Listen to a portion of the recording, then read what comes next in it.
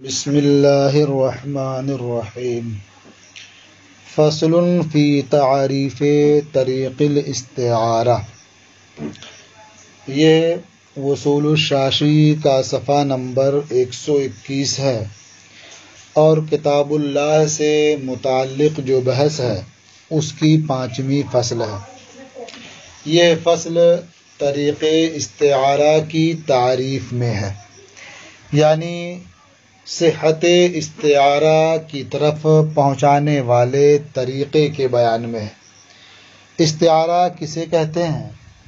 استعارہ لفظ کا معنی مجازی کے لیے استعمال کرنا، حقیقت اور مجاز کے درمیان مناسبت اور اتصال کی وجہ سے۔ اب یہ استعارہ احکام شرع میں 2 طریقے سے رائج ہے، شائع ہے۔ ان میں ایک طریقہ یہ ہے کہ علت اور حکم کے درمیان وجود اتصال کی وجہ سے استعارہ ہو، اور دوسرا طریقہ ہے کہ سبب محض اور حکم کے درمیان وجود اتصال کی وجہ سے استعارہ ہو۔ یہ 2 طریقے ہیں۔ اب علت کسے کہتے ہیں اور سبب محض کسے کہتے ہیں، دونوں میں فرق کیا ہے، یہ بھی سمجھنا ضروری ہے تاکہ آگے کی گفتگو آپ کے لیے آسان ہو۔ دیکھیے، علت معلول کی طرف پہنچانے والی ہوتی ہے۔ علت سے معلول کا ثبوت ہوتا ہے، تو یہ کہہ سکتے ہیں کہ علت وہ شے ہے جو معلول یعنی حکم کی طرف پہنچائے اور اسے اسی حکم کے لیے وضع کیا گیا۔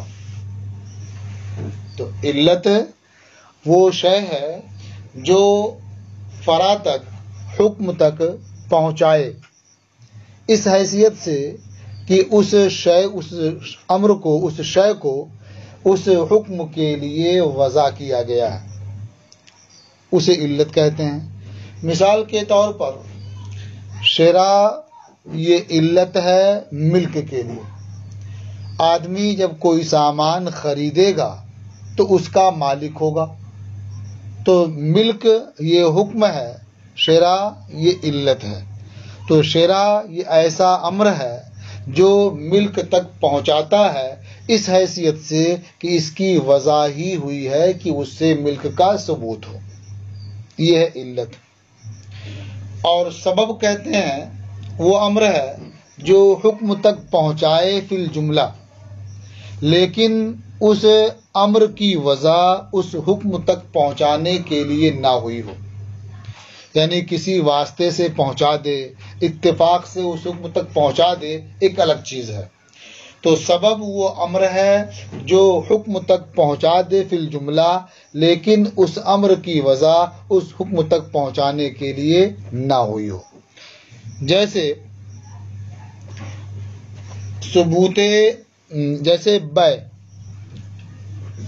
بے یہ مفضی ہے ثبوت ملک متاع کی طرف۔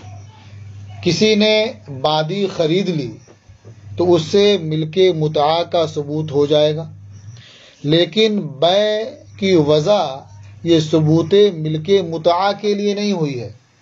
یہ اور بات ہے کہ جب بے باندی کی ہوگی تو ملک متاع کا ثبوت ہو جائے گا۔ تو بے کی بنیاد پر ملک متاع کا ثبوت جو ہوگا تو یہ بے سبب ہوگی، اور ملک متاع کا ثبوت جو ہوگا یہ حکم ہو جائے گا۔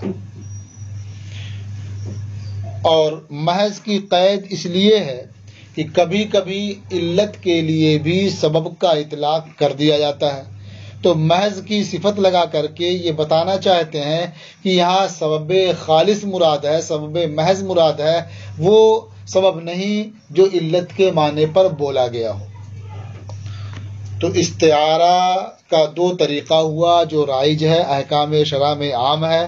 ایک طریقہ ہے کہ علت اور حکم کے درمیان وجود اتصال کی وجہ سے ہو، اور دوسرا طریقہ ہے کہ سبب محض اور حکم کے درمیان وجود اتصال کی وجہ سے ہو۔ اعلم ان الاستعارۃ فی احکام الشرع مضطردۃ بطریقین، آپ یہ جانیں کہ استعارہ احکام شرع میں دو طریقوں سے رائج ہے، عام ہے۔ احدہما لوجود الاتصال بین العلت والحکم، دو طریقوں میں سے ایک ہے علت اور حکم کے درمیان وجود اتصال کی وجہ سے استعارہ ہو، والثانی لوجود الاتصال بین السبب المحض والحکم، اور دوسرا طریقہ ہے سبب محض اور حکم کے درمیان وجود اتصال کی وجہ سے استعارہ ہونا۔ یہ دو طریقے ہو گئے استعارہ کے۔ فالاول منہما یوجب صحت الاستعارۃ من الطرفین، تو ان دونوں طریقوں میں سے جو پہلا طریقہ ہے، یعنی جو علت اور حکم کے درمیان وجود اتصال کی وجہ سے ہوتا ہے، یہ طرفین سے صحت استعارہ کو ثابت کرتا ہے۔ یعنی علت بول کر کے حکم مراد لیں، یہ بھی ہو سکتا ہے، اور حکم بول کر کے علت مراد لیں، یہ بھی ہو سکتا ہے۔ یعنی دونوں طریقوں سے، دونوں طرف سے استعارہ صحیح ہوتا ہے اس میں۔ تو ان دو طریقوں میں سے جو اول ہے، یہ صحت استعارہ کا موجب ہوتا ہے طرفین سے۔ والثانی یوجب صحتها من احد الطرفین، اور استعارہ کا جو دوسرا طریقہ ہے، یہ طرفین میں سے ایک کی جانب سے استعارہ کی صحت کو ثابت کرتا ہے، اور وہ ہے اصل کا استعارہ کرنا فرع کے لیے۔ تو اصل کیا ہے؟ سبب ہے، اور فرع کیا ہے؟ حکم ہے۔ تو اصل سے فرع کا ثبوت ہوتا ہے، یعنی سبب سے حکم کا ثبوت ہوتا ہے۔ تو اصل کا استعارہ کرنا فرع کے لیے، یعنی سبب بول کر کے حکم مراد لینا، یہ صحیح ہو سکتا ہے، لیکن حکم بول کر کے سبب مراد لینا، یعنی حکم کا استعارہ کرنا سبب کے لیے، یہ صحیح نہیں ہوگا۔ اب مثال دیکھیں تو یہ بات اور واضح ہوگی۔ مثال الاول فیما اذا قال ان ملکت عبدا فہو حر، اول کی مثال، یعنی علت اور حکم کے درمیان اتصال جہاں ہوتا ہے، اس کی مثال یہ ہے کہ جب کوئی شخص کہے اگر میں غلام کا مالک ہو گیا تو وہ غلام آزاد ہے۔ اب اس نے نصف غلام خرید لیا، پھر اسے بیچ دیا، پھر وہ نصف غلام کا مالک ہوا کسی بھی جہت سے، پھر اس نے اس نصف غلام کو بیچ دیا، پھر وہ نصف آخر کا مالک ہوا، تو اب یہ نصف آخر آزاد نہیں ہوگا، نصف آخر آزاد نہیں ہوگا۔ کیوں آزاد نہیں ہوگا؟ اذ لم یجتمع فی ملکہ کل العبد، کیونکہ قائل کی ملکیت میں پورا غلام جمع نہیں ہوا، یعنی وہ پورے غلام کا مالک نہیں ہوا، اس لیے غلام آزاد نہیں ہوگا۔ اس نے کہا تھا کہ اگر میں غلام کا مالک ہوا تو وہ غلام آزاد ہے، اور یہ آدھے آدھے غلام کا دو قسطوں میں مالک ہوا، پورے غلام کی ملکیت اس کے لیے ثابت نہیں ہوئی، اس لیے وہ غلام آزاد نہیں ہوگا۔ اور اگر وہ یہ اس طرح کہتا، یا کسی نے اس طرح سے کہا ان اشتریت عبدا فہو حر، کہ اگر میں نے غلام خریدا تو وہ آزاد ہے، فاشترى نصف العبد فباعه، تو اس نے آدھا غلام خریدا پھر اسے بیچ دیا، پھر باقی آدھا خریدا، تو اب یہ جو دوسرا آدھا ہے یہ آزاد ہو جائے گا۔ اب دونوں میں فرق کیا ہے؟ فرق یہ ہے کہ ملک میں یہ عرف ہے کہ، یعنی عادت ہے، یہ عرف ہے کہ اگر وہ آدھے کا مالک ہوا پھر بعد میں آدھے کا مالک ہوا، تو عادت میں، عرف میں یہ نہیں کہا جاتا ہے کہ وہ پورے کا مالک ہو گیا یا وہ غلام کا مالک ہو گیا، لیکن خریدنے میں یہ ہے کہ اگر آدھا غلام خریدا پھر اسے بیچ دیا، پھر آدھا خریدا، تو اسے یہ کہا جاتا ہے کہ اس نے یہ غلام خریدا یا یہ غلام خرید چکا ہے۔ تو اس عرف کی بنیاد پر جب اس نے آدھا خریدا تو وہ آزاد نہیں ہوگا، لیکن جب نصف آخر خریدے گا تو نصف آخر آزاد ہو جائے گا، اس لیے کہ غلام خریدنا پا لیا گیا۔ مثال الاول اول کی مثال یعنی اس صورت میں جبکہ کوئی قائل کہے ان ملکت عبدن فہو حر، اگر میں غلام کا مالک ہوا تو وہ غلام آزاد ہے، فملکا نصف العبد، تو قائل نصف عبد کا مالک ہوا، فباعہ، پھر اسے بیچ دیا، ثم ملکن نصف الآخر، پھر نصف آخر کا مالک ہوا، تو وہ نصف آخر آزاد نہیں ہوگا۔ کیوں آزاد نہیں ہوگا؟ اذ لم یجتمع فی ملکہ کل العبد، کیونکہ قائل کی ملکیت میں پورا غلام جمع نہیں ہوا، یکجا نہیں ہوا۔ ولو قال ان اشتریت عبدا، اور اگر قائل یہ کہتا ان اشتریت عبدا فہو حر، اگر میں نے غلام خریدا تو وہ آزاد ہے، فاشترى نصف العبد فباعہ، تو اس نے آدھا غلام خریدا پھر اسے بیچ دیا، پھر نصف آخر خریدا، تو یہ نصف ثانی آزاد ہو جائے گا۔ اب دونوں مسئلوں میں فرق کیا ہے وہ ابھی آپ سن چکے، وہ کیا ہے؟ عادت، یعنی عادت کی وجہ سے، عرف کی وجہ سے کوئی مطلق چیز مقید ہو جاتی ہے، تو ان ملکتوں میں وہاں کوئی قید نہیں ہے، اور بیعتوں میں چونکہ اشتریتوں میں عرف کے لحاظ سے یہ مقید ہو جائے گا۔ تو اگر وہ خریدتا ہے یعنی پورا آدھا غلام خریدا پھر اسے بیچ دیا، پھر باقی آدھا خریدا، تو چونکہ پورا غلام خریدنا پا لیا گیا اس لیے نصف ثانی آزاد ہو جائے گا۔ اور ملکیت میں چونکہ پورا غلام ایک ساتھ اس کی ملکیت میں آیا نہیں، اجتماع ہوا نہیں، تو گویا وہاں یہ قید ملحوظ ہے کہ اگر میں پورے غلام کا ایک وقت میں مالک ہو گیا تو وہ آزاد ہے۔ اچھا، اب اصل جو گفتگو ہے استعارہ کی وہ تو ابھی آپ کے سامنے آئی نہیں۔ اب وہ دیکھیں یہاں وَلَوْ عَنَا بِالْمِلْكِ الشِّرَاء او بِالشِّرَاءِ الْمِلْك، آپ پہلے پڑھ چکے ہیں، مثال میں یہ سن چکے ہیں کہ شراء یعنی خریدنا یہ علت ہے، اور مالک ہو جانا یہ اس کا حکم ہے کہ جب آدمی کوئی چیز خریدے گا تو اس چیز کا مالک ہو جائے گا، تو شراء علت ہے اور ملک یہ حکم ہے۔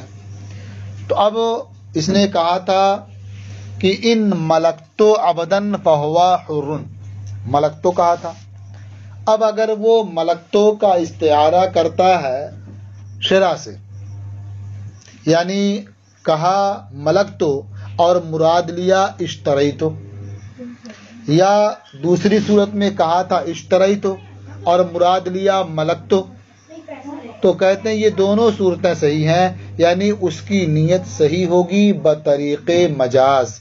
ان ملکتو عبدن کہہ کر کے اگر اشتریتو عبدن مراد لیا تو یہ صحیح ہے، اور ان اشتریتو عبدن کہہ کر کے ان ملکتو مراد لیا تو یہ بھی صحیح ہے، اس کی نیت صحیح ہوگی بطریق مجاز۔ کیوں صحیح ہوگی؟ اس لیے کہ شراء یہ ملک کی علت ہے اور ملک یہ اس کا حکم ہے، تو استعارہ عام ہے علت اور معلول کے درمیان طرفین سے۔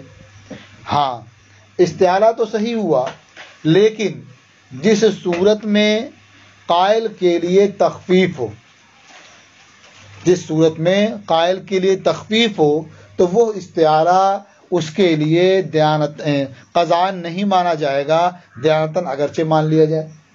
مثال کے طور پر اگر وہ کہتا ہے کہ اس نے کہا ان ملکتو عبدن، پھر کہتا میری مراد ملکتو سے اشتریتو ہے، تو ملک کا استعارہ کر لیا شراء کے لیے، یعنی بولا ملکتو اور مراد لیا اشتریتو، تو یہ اس کی بات مان لی جائے گی قضاً بھی دیانتاً بھی، کیونکہ ملک یہ حکم ہے اور شراء یہ علت ہے۔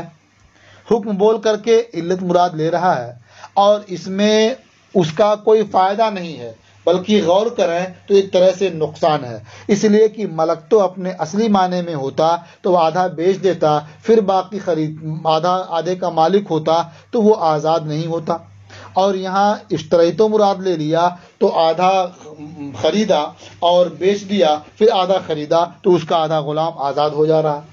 تو ملک تو جو حکم ہے، یعنی ملک جو حکم ہے اس سے مراد لیتا اشتریتو جو علت ہے، تو یہ مراد لینا صحیح ہوگا، کیونکہ یہ طرفین سے استعارہ بھی صحیح ہے اور اس میں قائل کا کوئی فائدہ بھی نہیں ہے، اس لیے اس صورت میں قضان اور جانتن حتر تصدیق کر دی جائے گی۔